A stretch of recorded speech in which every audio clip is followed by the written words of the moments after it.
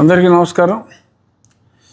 నిన్నటి నుంచి ఎవరిష్టం వచ్చినట్టు వాళ్ళు రకరకాలుగా నేనేదో ఒక పొలిటికల్ పార్టీ పెడుతున్నట్టుగా అర్థం లేని మాటలు మాట్లాడుతున్నారు. ఇంకా క్లారిఫై చేయవలసిన ఆవశ్యకత ఉంది అని నేను చాలా స్పష్టంగా క్లారిఫికేషన్ ఇవ్వదలుచుకున్నా. కేవలం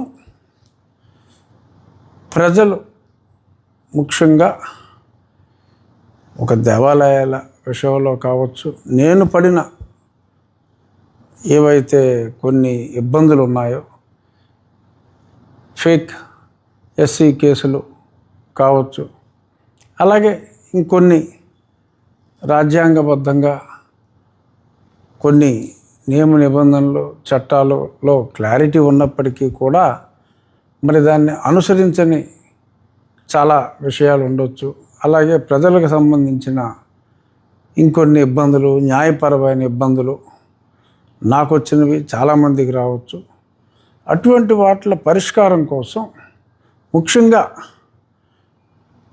న్యాయస్థానాల్లో పరిష్కారాలకి సూచనలు చేయటం, ఒకరిద్దరు లాయర్లతో పర్మనెంట్గా ఎంగేజ్ చేసి ఎక్కువ మంది ఇష్యూస్ని న్యాయస్థానాల ద్వారా ఆర్ ప్రభుత్వానికి కూడా ఒక మధ్యవర్తిలాగా వ్యవహరించి వాళ్ళ దృష్టికి తీసుకువెళ్ళటానికి ఒక చిన్న న్యాయవాదుల సెటప్ క్రియేట్ చేస్తే చాలామందికి ఉపయోగం ఉంటుందనే ఉద్దేశంతో ఒక forum, it's like A society, ఒక ఫోరం, కొంతమంది న్యాయవాదులను కూడా ఆ ఫోరంలో సభ్యులుగా ఉండి మీరు సేవలు ఉచితంగా నీడీ పీపుల్కి అందించాలి అనే ఒక సామాజిక దృక్పథంతో ఒక సొసైటీ, ఒక స్మాల్ సొసైటీని ఏర్పాటు చేయాలి అనే తలంపుతో ఆ సొసైటీకి తెలుగు వీర లేవరా అనే ఒక అల్లూరి సీతారామరాజు, మా ప్రాంతాల్లో ఎక్కడ చూసినా అల్లూరి సీతారామరాజు విగ్రహాలు ఉంటాయి.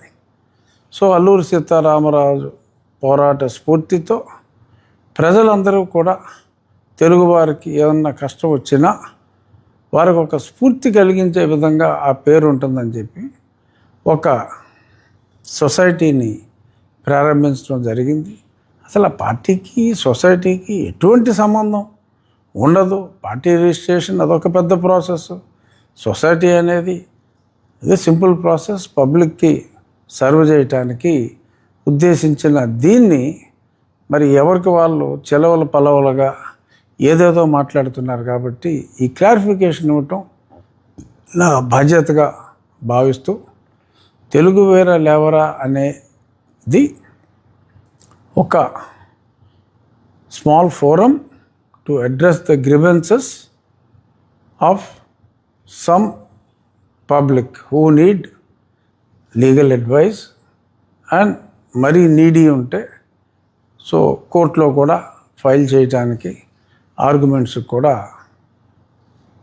సలహా సంప్రదింపులు ఫ్రీ ఆఫ్ కాస్ట్ చేయటం కోసం ఉద్దేశించబడింది.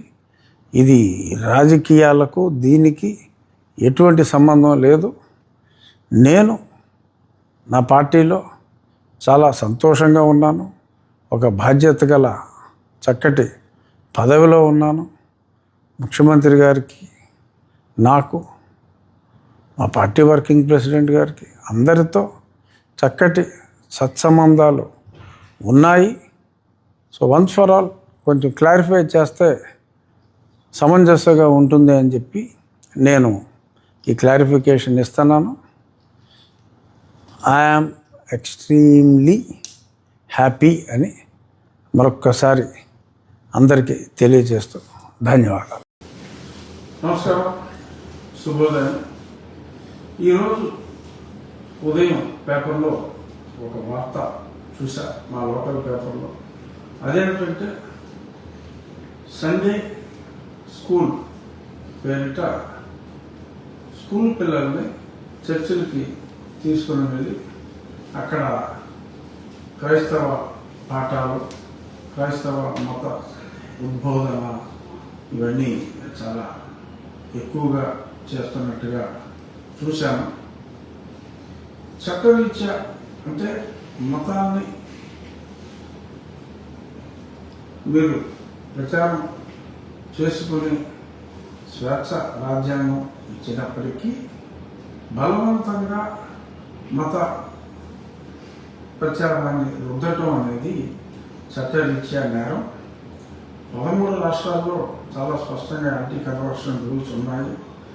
ఆంధ్రప్రదేశ్లో యాంటీ కన్వర్షన్ రూల్ లేనప్పటికీ కూడా ఇండ్యూస్మెంట్ గివింగ్ గిఫ్ట్స్ డేట్ అంటే మీరు లంచం లాంటిది అనమాట. అంటే చాక్లెట్లు ఇవి ఇస్తాము అని చెప్పి పిల్లల్ని తీసుకుని వెళ్ళి ఆ మధ్యన ఏజెన్సీ ఏరియాలో కూడా చాలా చోట్ల డైరెక్ట్గా ఆ స్కూల్లో చదువుకుంటున్న గురుకుల పాఠశాలలో చదువుకుంటున్న పిల్లలందరికీ కూడా చాక్లెట్లను ఇంకోటను మభ్యపెట్టి వాళ్ళని తీసుకెళ్ళి ఆ పసి హృదయాల్ని బలవంతంగా రుద్దే విధంగా చేస్తున్నట్టుగా కూడా చాలా వార్తలు చూసాం. అది మన మధ్యనే ఇంత విశృంఖలంగా జరుగుతున్న సంగతి నాకు ఈరోజు అది చూసిన తర్వాత తెలిసింది. దాని వివరాలు కనుక్కుంటే చాలా భయంకరంగా ఉన్నాయి. తల్లిదండ్రులు స్వచ్ఛందంగా పంపినవి కావు. ఎందుకంటే హిందువులు ఎంతోమంది కనుక్కుంటే నిన్న మోగాల్లో అనే గ్రామంలో జరిగింది. వాళ్ళ సర్టిఫికెట్లు చూస్తే చాలామంది వెరిఫై చేశారు. వెరిఫై చేస్తే మరి వారంతా హిందువులనే, చాలామంది హిందువులనే తెలిసింది. మరి హిందువుల పిల్లల్ని మరి తీసుకెళ్ళి ఈ రకంగా మత ప్రచారం చేయటం అనేది ఆ చట్టరీత్యా నేరం. ఇక్కడి నుంచి వారి మీద నిన్న మోబాయిల్లో చేసిన వారి మీద చర్యలు తీసుకుంటాం. అలాగే మీ పిల్లల్ని మీకు తెలియకుండా జరిగిన ఇటువంటి క్లాసులు జరుగుతున్నప్పుడు ఖచ్చితంగా మేము కూడా ఇన్స్పెక్షన్ చేస్తాం. అక్కడ తల్లిదండ్రుల అనుమతి లేకుండా హిందువుల పిల్లలను వారిలాగా మత ప్రచారం చేస్తూ ఉంటే కనుక ఖచ్చితంగా చట్టపరంగా వారి మీద చర్యలు తీసుకోవడం జరుగుతుంది. డిప్యూటీ స్పీకర్కి ఏంటి సంబంధం, త్రిపులార్కి ఏంటి సంబంధం, త్రిపులార్ మీద చర్యలు తీసుకోవాలి అని మీరు మాట్లాడితే మీరు అభ్యంతరంగా హ్యాపీగా మాట్లాడుకోండి. చట్టంలో ఉన్నదాన్ని మా మతస్థుల్ని మీ కుట్రలకు బలి కాకుండా కాపాడుకోవాల్సిన బాధ్యత ఒక హిందువుగా మా మీద, నా మీద, హిందువులందరి మీద కూడా ఉంది కనుక ఖచ్చితంగా ఏదైతే మత మార్పిడి చట్టం 13 రాష్ట్రాల్లో ఉందో ఆ చట్టం ఎక్కడ కూడా వచ్చే విధంగా హిందూ సోదరులందరూ ఖచ్చితంగా మరి జనాభాలో 80% ఉన్న హిందూ సోదరులందరూ ఆ రకంగా కృషి చేయాలి అని చెప్పి ఇటువంటి బలవంతపు పసి హృదయాలనే మార్చాలనే ఇటువంటి కుట్రలు న్యాయపరంగా చట్టపరంగా మనం ఆపాలి. తల్లిదండ్రులందరూ అప్రమత్తతగా ఉండండి. మీ దగ్గర ఇటువంటి సంఘటనలు జరిగితే ఖచ్చితంగా కంప్లైంట్ ఇవ్వండి. ఇటువంటి చర్యలు మరీ ఎక్కువగా అవుతున్నాయి. ప్రశ్నిస్తే ఏదో శాంతి ర్యాలీ అని చెప్పి రఘురామరాజు డౌన్ అని యువజన శ్రామిక రైతు కాంగ్రెస్ పార్టీ వాళ్ళు నిన్న తిరువురులో కూడా మాట్లాడారు, రాజోలో మాట్లాడారు. ఏంటో మాట్లాడతారు, మాట్లాడి మా పార్టీ వాళ్ళు నా మీద చర్యలు తీసుకోవాలని చెప్పి వైఎస్ఆర్ కాంగ్రెస్ పార్టీ వాళ్ళు మాట్లాడుతున్నది అనేది అసలు జోక్ ఆఫ్ ది మిలీనియంగా ఉంది. నేను హిందూ మత ప్రచారం చేయట్లేదు. హిందూ మతాన్ని ఇతరుల బారి నుంచి కాపాడుకోవాల్సిన బాధ్యత ఉంది.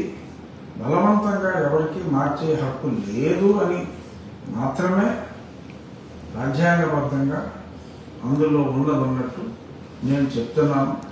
ఇటువంటి సండే స్కూల్స్కి మన హిందువుల పిల్లలు సర్టిఫికెట్లో స్పష్టంగా హిందువులను ఉంటే మరి వాళ్ళు కూడా బలవంతంగా తీసుకెళ్ళి పసి హృదయాల్లోనే మరి వివిధ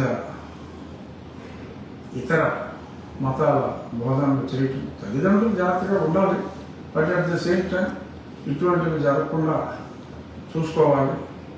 హెల్ప్ లైన్ అవసరమైతే చర్యలు ఎలా తీసుకోవాలి అనే దాని మీద హెల్ప్ లైన్ కోసం ఒక హెల్ప్ లైన్ మీ మిత్రులు సాటి హిందూ సోదరులు హిందూ పరిషత్తులో ఉన్నారు, అన్ని రకాల హిందూ సంస్థలు ఉన్నారు, హిందూ ధార్మిక సంస్థలు ఉన్నాయి, శివశక్తి అనే సంస్థ ఉంది. అలా ఇటువంటి సంస్థలు వాళ్ళు ఒక హెల్ప్ లైన్ ఒక పేరుతో ఒక ఉమ్మడి పేరుతో ఒక హెల్ప్ లైన్ కూడా స్థాపించాలి. ఇటువంటి సమాజంలో జరుగుతున్న ఇటువంటి రుగ్మతలకు ఒక హెల్ప్ లైన్ ఉండాలి అనే ఆలోచన కూడా వాళ్ళు చేస్తున్నట్టుగా నాతో మాట్లాడారు. తప్పకుండా రాజ్యాంగానికి లోబడి నేను చేయగలిగిన సహాయం మీకు ఎల్లప్పుడూ కూడా సాటి హిందువుగా ఇతర మతాల భావాలు దెబ్బతినకుండా మన మతాన్ని మనం ప్రొటెక్ట్ చేసుకునే విధంగా మీకు సహాయం చేస్తాను. తప్పకుండా నా వంతు నేను చేయగలిగిందని కూడా మిత్రులకు నేను చెప్పడం జరిగింది. చూద్దాం, ఖచ్చితంగా మన ధర్మాన్ని మనం కాపాడుకుందాం. నమస్కారం.